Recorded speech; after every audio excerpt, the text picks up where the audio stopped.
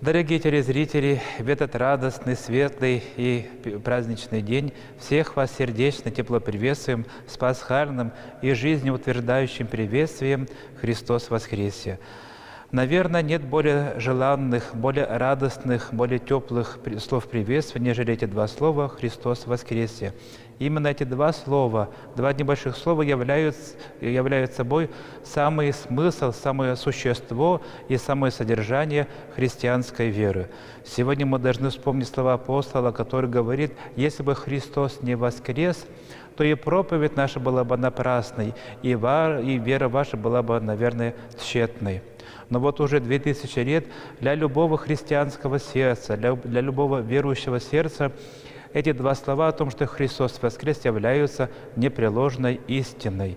И все мы, бывшие и сегодня утром в храме, и вчера ночью пришедшие в храм, чтобы подобно мироносицам, с зажженными свечами, с песнопениями, обойдя вокруг храма крестным ходом, для нас участие в этом торжестве, в этом пире веры, как говорил Иоанн Златоуст, является не просто воспоминанием какого-то давно бывшего исторического события. Мы сегодня сами стали участниками, мы стали свидетелями светлого Христового воскресения, равно как были свидетелями не так давно и величайшей человеческой трагедии, а именно распятия на кресте Христа Спасителя.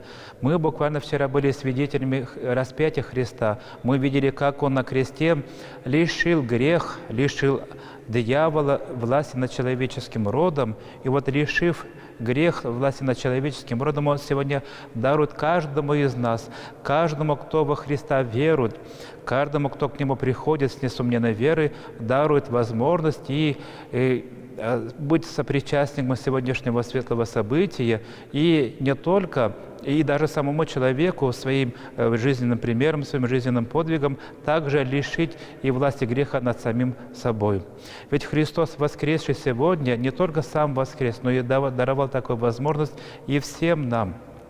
Каждый человек, кто во Христа верует, тем более в дни Святой Четыредесятницы, мы с вами слышали всех четырех евангелистов, где Христос постоянно говорит своим ученикам, что Его ожидает в будущем крестные страдания, и Он на третий день воскреснет, притом воскреснет не только Он Сам, но и всяк верующий в Него такую возможность будет иметь. Поэтому вот эти два слова «Христос воскрес» являются, конечно, для нас несомненным упованием и самым смыслом нашей с вами христианской жизни.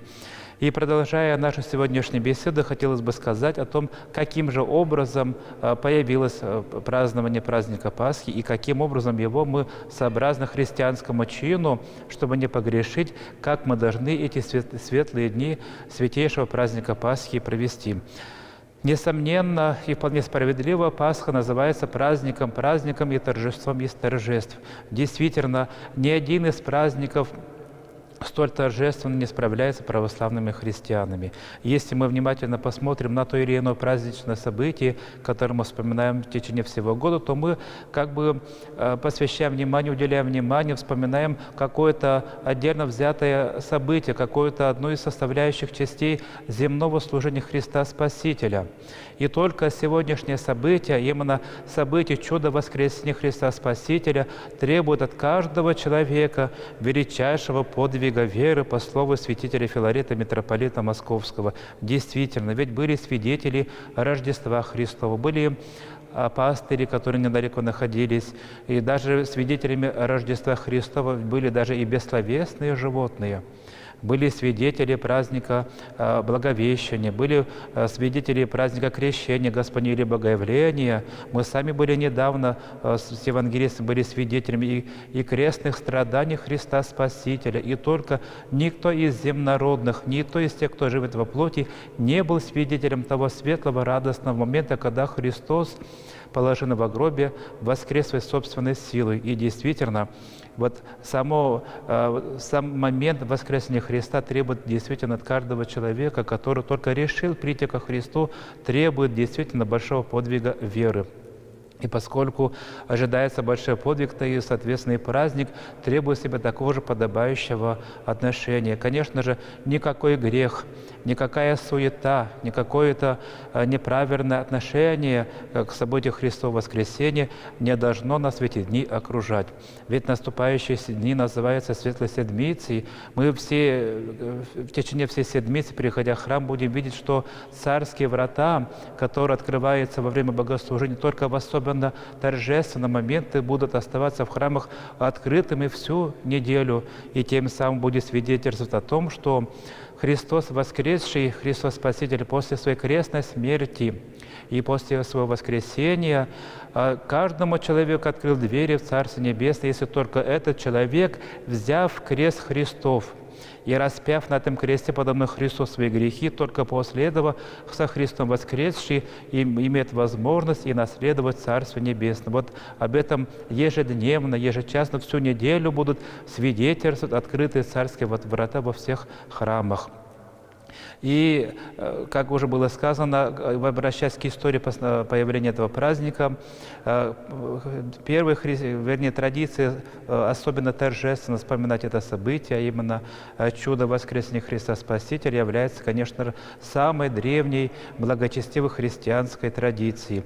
И обыкновение вспоминать Христово воскресение положили еще апостолы, которые были сами свидетелями всех этих событий.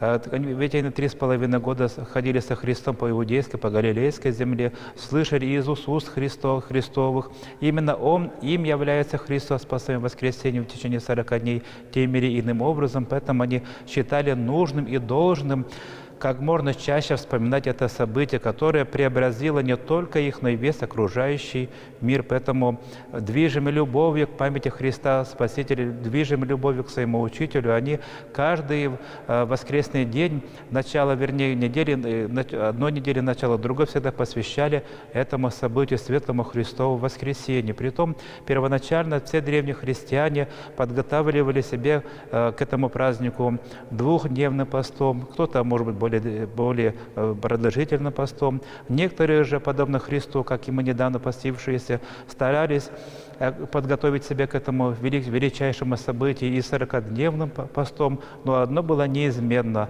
Это событие всегда совершалось в воскресный день и было посвящено всецело чуду Христова воскресения. Мы, конечно же, об этом событии будем с вами, дорогие телезрители, вспоминать целых 39 дней. Именно почти 40 дней мы сами будем праздновать праздник Пасхи. Некоторые могут думать, что празднование этого события заканчивается через неделю, когда закончится Светлая Седмица. Нет, конечно же. Праздник Пасхи мы с вами будем совершать целых 39 дней. И 39 дней и в домашних молитвах, и в храме молитв мы будем друг друга приветствовать этим жизнерадостным, жизнеутверждающим пасхальным приветствием «Христос воскресе».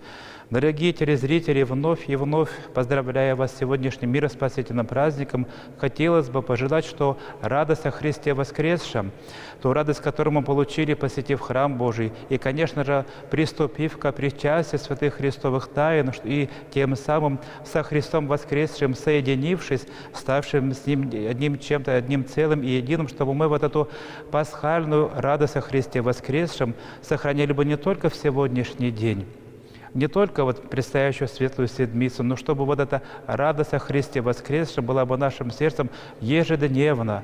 Ведь тому примером является преподобный Серафим Саровский, который каждого приходящего к себе приветствовал пасхальным «Христос воскресе», не только пасхальные дни, но любой день. Настолько была в нем горела вот эта радость о Христе воскресшем, настолько он, как говорил его само имя, настолько он горел любовью ко Христу. И вот это чудо воскресения Христа Спасителя, в его сердце находил отклик ежедневно, и он являлся, как бы предстоял Христу воскресшему почти каждый день своей жизни, и этой радостью делился со всяким к нему приходящим. Дорогие телезрители, еще раз вас сердечно поздравляем уже с наступившим мироспасительным праздником Христос воскресе, воистину воскресе.